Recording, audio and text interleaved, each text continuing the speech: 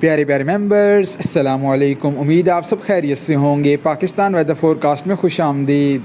महकमा मौसमियात ने पाकिस्तान के मुख्तलिफ इलाकों में शदीद बारिशों, लैंडस्लाइडिंग और दीगर शदीद मौसमी सूरत हाल की पेशगोई कर दी है। तफसीलात जानने के लिए वीडियो मुकम्मल सुनिए। साथ ही अपने इलाके का मौसम जानने के लिए अपने शहर का नाम नीचे कमेंट करें और हमारे चैनल को सब्सक्राइब करना, बेल आइकन पर क्लिक करना मत भूलिए।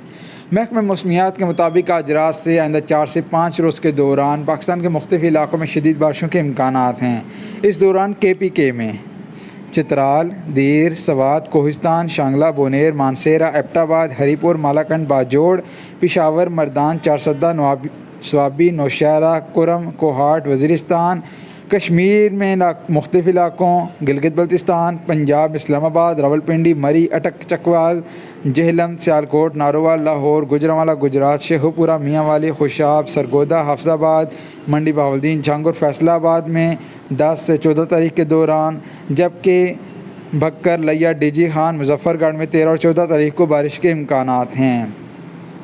इस दौरान थरपारकर, उमरकोट, सांगड़, मीरपुर खास, ठट्ठा में भी 14 सितंबर तक बारिशों के इम्कानात हैं, जबकि लसबेला, कल्लात और खुसदार में 13 और 14 तारीख को बारिश की तवक्को की जा रही है।